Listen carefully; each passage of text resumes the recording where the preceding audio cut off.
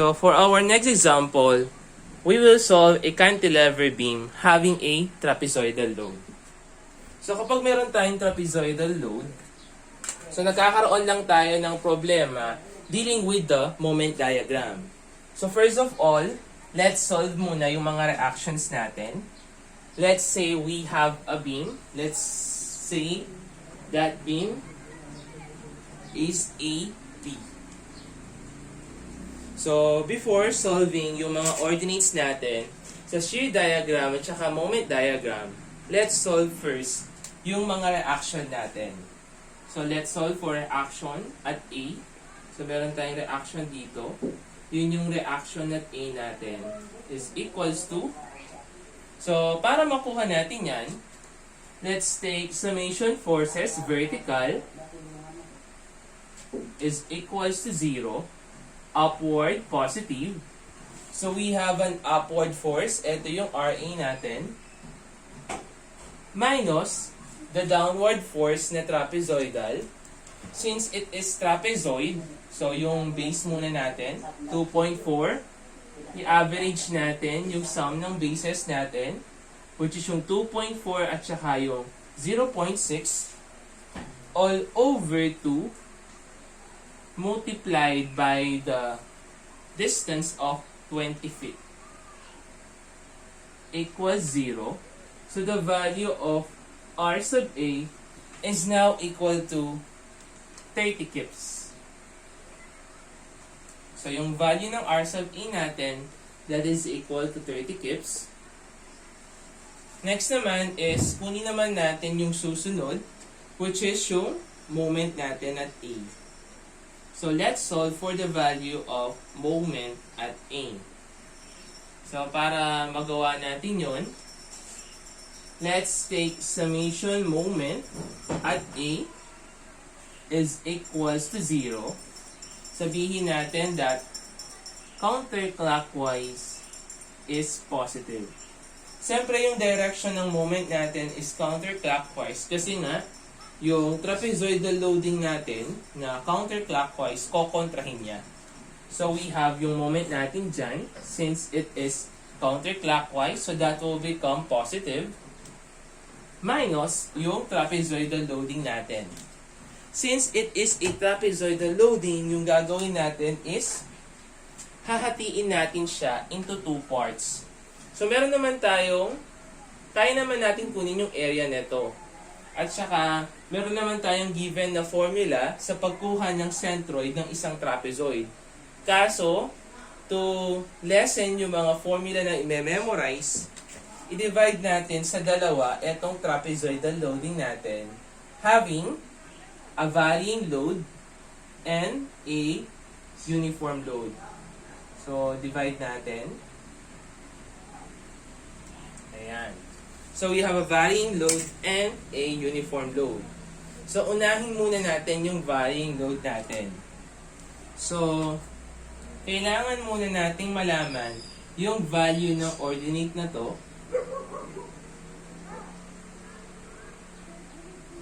So, that will become 2.4, yung buo, minus natin yung uniform load having a value of 0.6.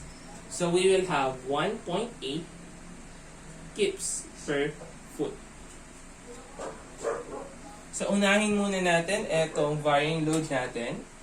Minus, so yung area niya, that is 1/2 of 1.8 multiplied by 20 multiplied by the moment arm of 1/3 of 20.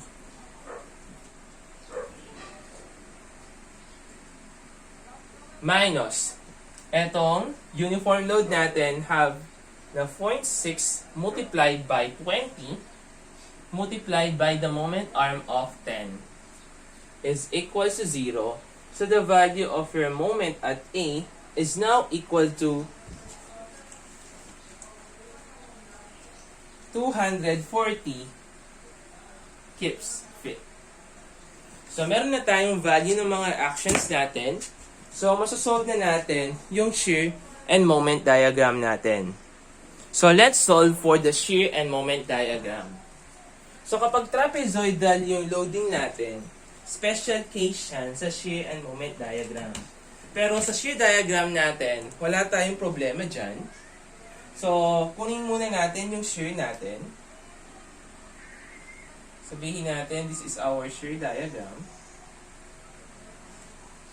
So, meron tayo at this point, dito sa point A natin, sabihin natin at sa mga ordinates natin ha, V ordinates.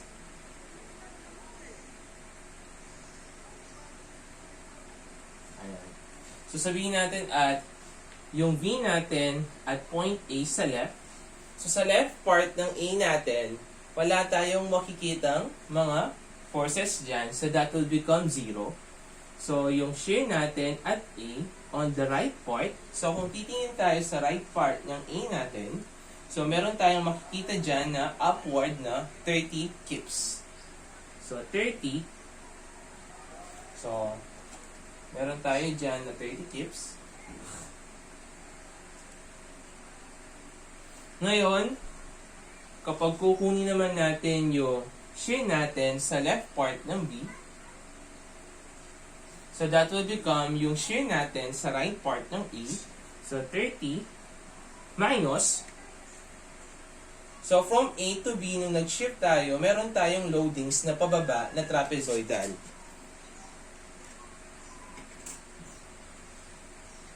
So, yung value ng trapezoidal natin na yon, that is equal to, unang-una, etong varying load natin. So, 1/2 of 1.8 times 20, meron tayo dyan na 18 kips. So, meron tayong 18 kips dito due to the varying. So, from the uniform naman, so 0.6 times 20, meron tayong 12 kips. So, acting naman dito sa midspan.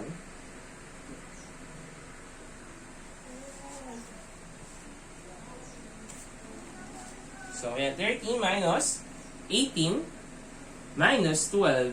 So, the value of our ordinate there is equal to 0. So, yung mangyayari niyan, since, pag ganito yung diagram natin, so yung varying natin dito is decreasing siya. Decreasing yung value, decreasing yung graph natin dito. So, yung mangyayaring graph natin sa shear diagram, magha-happy phase siya. So, kapag varying, no, kapag decreasing yung line natin, so yung sa shear diagram natin, that will become concave upward or mag-i-smile siya. Kapag naman increasing naman yung slope natin, so that will become magsa-sad phase siya. So, yung rule natin, nagbabaliktad siya kapag load diagram at saka shear. Ito namang diagram na to, ito yung load diagram to shear diagram naman kapag varying load siya. So, kapag decreasing siya, happy phase. Kapag naman increasing, that is sad phase. Pero yung rule natin from shear diagram to moment diagram, ganun pa rin siya. So, mamaya, pakita natin yon. Since yung slope natin dito is decreasing, so yung mangyayari niyan is mag-happy phase or mag-concave upward yung curve natin. So, it will concave upward. So, concave upward siya. So, meron siyang value na yung VBL natin at that part is equal to 0. So, 1 degree yung load diagram natin.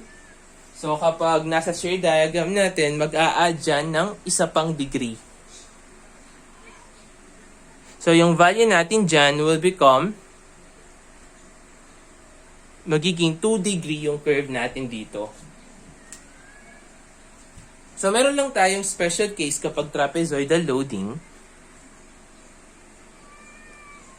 Sa pagkuha ng moment diagram kapag trapezoidal loading naman, So, yung ginagawa natin is, dinidivide natin sa dalawa yung shear diagram natin. So, since yung trapezoidal load natin, it is composed of varying at saka uniform, dinidivide natin yan sa dalawa. So, let's divide, no? So, assuming divide natin yan sa dalawa, so, una muna natin yung varying load natin. So, yung varying load natin, meron siyang shear which is equal to 18. So, dito niyan, meron tayong 18 dito. 18. Tapos nun, ito yung kabuang shear diagram natin. O yung, so, 18. So, since it is pababa, since varying siya, tapos sloping downwards, so magkukuntip upward yung curve natin, having a degree of 2 degrees.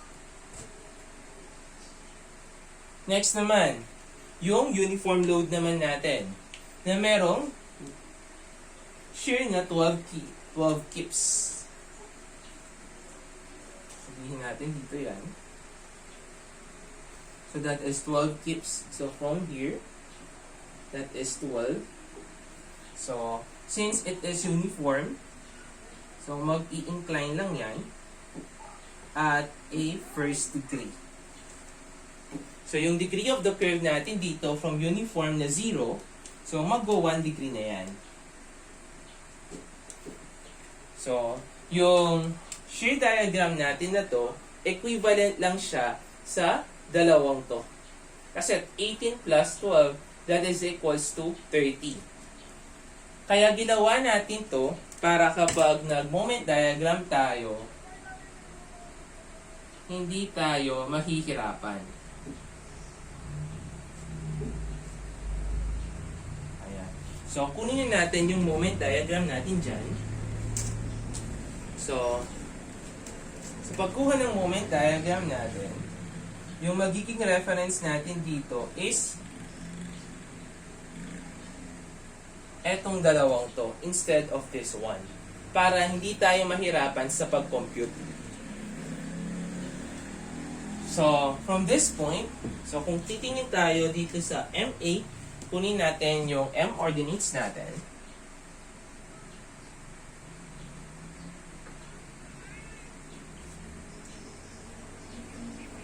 At MA, sa moment at A natin, so kung mapapansin niyo at point A, meron ka bang nakikitang moment dyan? So kung meron ka nakikitang moment dyan at point A, meron tayong moment dyan na MA, which is equal to 240. Since yung rotation niya is counterclockwise, so that will become negative 240 kips-feet. So mangyayari yan, since negative yan, so magpapababa yan. Pababa yan ng negative 240. So, next naman, kunin naman natin yung moment ordinate natin at point B. So, from point A to point B, so meron tayong shear area dyan. So, mangyayari niyan, that will become MA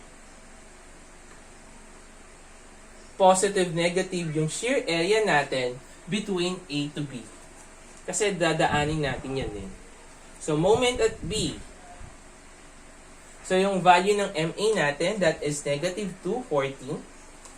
So, tingin tayo dito. So, that will become, unahin muna natin, yung sa 18 natin. So, since positive yung ordinate natin, ipa-plus natin, since it is a spandrel having a degree of 2 degrees, so kapag spandrel, yung formula natin dyan is equals to 1 over n plus 1 multiplied by the base times height.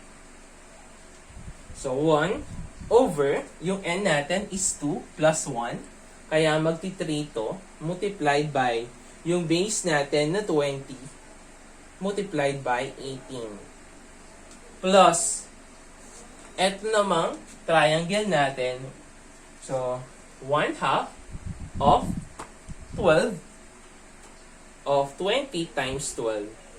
So, the value of moment at point B is now equal to 0. So, magko-close na yung diagram natin dito sa moment diagram. So, kung titingnan natin, no, yung values natin sa shear diagram natin from 30, naging siyang 0. So, meaning to say yung from shear diagram to moment diagram, purahin muna natin to. From shear diagram to moment diagram, kapag yung shear ordinate mo is nag-increase, so magko-concave upward yung diagram natin. So let's say yung shear ordinate natin, eto ha, from shear to moment diagram ha. Kapag yung shear natin sa shear ordinate natin is increasing, yung moment diagram natin is mag-happy face siya or concave upward. Kapag naman decreasing yung shear ordinate natin, yung moment diagram natin is concave downward or magsa-side face naman siya. So ngayon, tingnan natin, no? From 30, naging 0. So, under siya dito sa decreasing. So, yung mangyayari sa diagram natin is magsa-side face siya or concave downward. So, from this point, magko-concave downward dyan.